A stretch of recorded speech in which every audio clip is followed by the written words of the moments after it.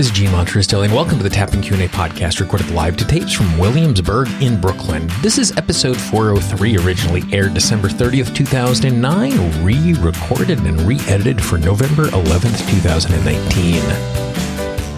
Hi, everyone. I hope this finds you well wherever you are and whatever time of day you're getting a chance to listen to this. Thanks for spending some time with me today. Today, we're going to be talking about the idea of poverty and gratitude and how that can impact us. Before we jump into that, just a reminder, we have a free 10-part guide that you can use to eliminate self-sabotage. All you need to do is go to tappingqa.com and click on that big blue button. If you happen to be listening to this right now in the website, in the upper right-hand corner, there's a big blue button that you can click on that will take you to being able to get that free guide. There's audios, there's videos, there's tapping scripts, there's audio instruction, there's articles.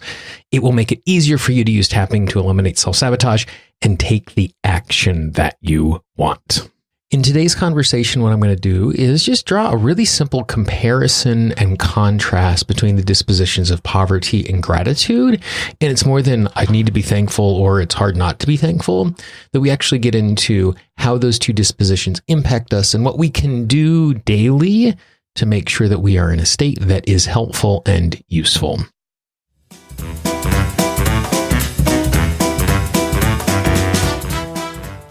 One of the things that struck me in a really interesting way from Masaru Emoto's book, The Hidden Messages of Water, was something that was almost a throwaway point. It wasn't the main thrust of what was going on. It wasn't in those really beautiful pictures of the ice crystals when all of that information had been shared onto the water and how it affected it.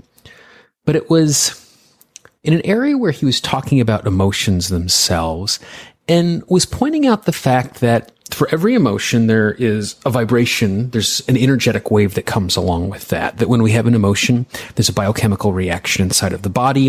The hypothalamus goes pumping, peptide chains go through the body, which give us a hot face or the tightness of the chest or the energy or the heaviness or whatever comes along with those emotions. And that's chemical reaction. And that chemical reaction gives off energy. That's what a chemical reaction is. And the energy that's given off when you feel anger and when I feel anger is exactly the same. And there's a very specific frequency to the energy that is given off from that chemical reaction. The exact same way when something burns, it's red, and another thing burns and it's yellow, and we can see the different colors of texture of the flame. It's just different energies being given off. And so when we experience an emotion, the exact same thing happens. There's a chemical reaction in the body. And energy is released. That's the reason why when someone's really angry and they walk by, even if your back's turned to the door, you can feel it. It's just the energy, like heat given off from something that is burning. And the thing that he pointed out that was interesting about that was the fact that for every emotion, there's an opposite emotion, the positive to the negative side. And the signature, the frequency of the biochemical reaction creates the inverse wave when the emotions are opposite, the way that noise cancellation would work, where you use one sound to cancel out another sound, like in noise reduction headphones. And not only was there an emotion that did this, but it was the opposite emotion, which was interesting. But the thing that really struck me inside of all of this was the fact that the opposite of the emotion of gratitude was the emotion of poverty. And when we talk about poverty in this context, we're not just talking about not having any money, but poverty is any time we feel like we are going without something. That could be enough opportunity, it could be enough health, it could be enough friends, that there's lots of places that we can feel and recognize a sense of poverty in our lives. And the opposite of that is that sense of gratitude, of recognizing blessing and what's there. And as I was thinking about that, I started to recognize the real stark contrast and difference, not just in the emotion, but the way we respond when we're experiencing those emotions. If I am in a state of poverty, if I feel like I have very little, the posture that comes with that is a very tight posture. Almost imagine someone who only has a few possessions in the world. And because they have so little, it's so important to them. And they cling to it so tightly, and they're in a little ball covering up what little they have. And in doing that, they put themselves in a position where their focus is inward, and they can't reach for something new because they're clinging so tightly to what they have. And because they're turned in so inwardly, they don't recognize what's going on around them. With a posture of gratitude, it's just the opposite. The posture of gratitude is a very open posture. I imagine someone who's standing up erect and spreading their arms out, giving thanks. And when we're in this very gratitude posture, it's very easy to share because we know we have more than enough. And it's very easy to accept more because we're open and we can see what's going on. And so for me, when I'm able to have a gratitude disposition instead of a poverty disposition, it's easier for me to see opportunity. It's easier for me to make good choices. It's easier for me to share what I have and to recognize what's out there that I can add to what I already have because I'm open and it's easy. And so when I'm able to shift and make a conscious decision to see things with a sense of gratitude, then it makes it easier for me to move forward. That poverty sense is a self-sabotaging sense because it's inward, it's unopen, it's difficult to move forward, it's tight. And when I say to have a gratitude disposition, I'm not meaning this kind of Pollyannish, everything is wonderful and it's all a gift and it's all a blessing. And it's good that we see that and it's good that we recognize that. But it has to be a real emotion. It has to be something we really try. And there's two ways that I accomplish this. One is on a daily basis, and one is when real struggle shows up. On a daily basis, what I like to do is I like to get out my big book of gratitude, which is nothing more than a spiral notebook that I bought at an office supply store for 79 cents. It's called a big book of gratitude because that's what I wrote on the cover with a Sharpie marker. And all I do is I come up with a list each morning of 10 things I'm thankful for. And they could be as small as fresh blueberries at breakfast. They could be as big as opportunities of new clients or the people in my life. But they're things that I'm really thankful for. And then after I've written these 10 things down, in the margin, I'll write, thank you, thank you, thank you. Or I'll write, thank you for the blessings I've received and the blessings I'm receiving.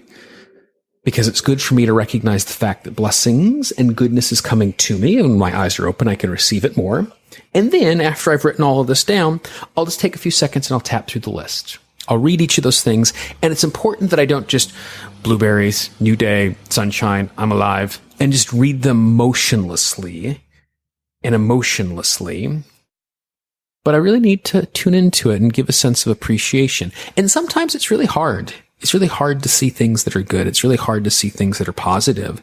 But by doing it, it shifts my disposition and it sets me up in a day where I am in a gratitude state. So it's easier for me to see opportunity. It's easier for me to see the good and to reach out more and to get away from that poverty point of view, which is so limiting and so sabotaging.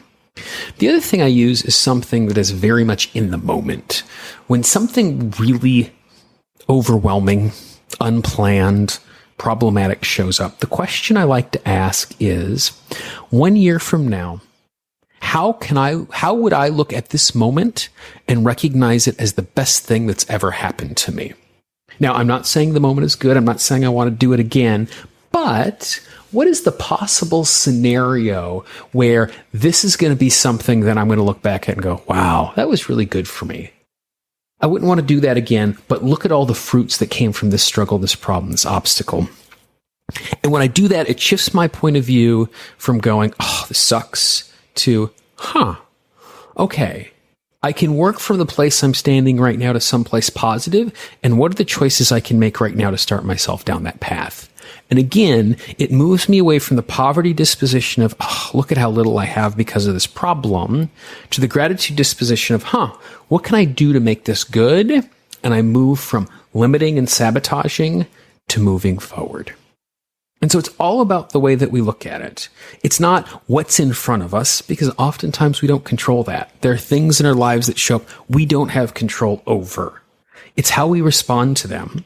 And it's not I'm going to pretend this is good, but it's getting myself to a real place of appreciation, gratitude for what's going on in my life. And when I do that, when I bump into things that are hard and difficult and causing problems and slowing me down and keeping me from my goal, I have the disposition and I have the outlook that allows me to make good choices. So I keep moving forward, not ignoring those obstacles, but in spite of those obstacles and building on those obstacles. So it's all about the way we look at it. And when we change the way we look at it, we move forward in an easier way. The sabotage disappears.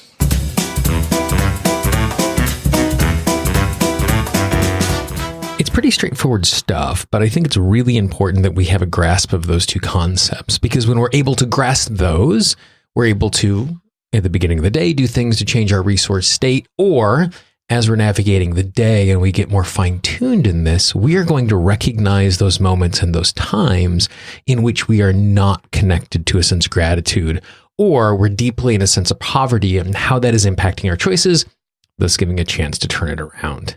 If you know someone in your life who could use something like this, please be our ambassador, pass it along.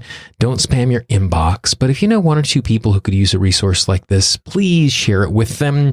The most common way people find a new resource is from a recommendation of a friend, because we take those recommendations more seriously because they've been given to us in a thoughtful way. Also, if you haven't done so already, you can subscribe to the podcast. And remember, when we're talking about subscribing to podcasts, they are free. It does not mean you have to pay. It's not a Netflix subscription. And I know there are audio products out there that charge you monthly to access them. Podcasts are not that. So wherever you listen to audio, you can find the Tapping Q&A podcast in Apple Podcasts, Google Podcasts, Spotify, Pandora, Stitcher, iHeartRadio, Radio Public. Wherever you listen to audio, you can find this. You can even find it on your Alexa. And if you're looking for instructions on how to access the audio on any of those devices, just go to tappingpodcast.com, and I have instructions on how you can access the podcast and not miss anything in the future, so they're delivered to you the moment that they are done. If you have a question or a comment, I can always be reached, Gene, Gene, at tappingqna.com. If you happen to be in the website, just click on that contact link from the website. You can send me an email or a voice memo. Also, if you happen to be one of those folks who have the Tapping Q&A app on your mobile device, that is both Android and Apple devices, if you click on contact, you can send me a voice memo or an email right from inside of there. For those of you who have not downloaded the app yet, I'd encourage you to do so. Not only do you have access to the entire audio archive of the podcast, there's also lots and lots of tapping scripts in there, so that when we do a tap along audio in a podcast, we also include a text version of that script, so you don't have to hit play. But if there's a topic you want to tap on, you can just scroll through the text section and find a script that is useful for you. For the Tapping Q&A podcast, this is Gene Montrestelli. I hope you have a great day, and I will talk to you real soon. Bye-bye. The Tapping Q&A podcast is copyright Gene Montrestelli, Tapping Q&A 2016. All views expressed by guests are those of the guests and not necessarily of Gene Montrestelli or Tapping Q&A.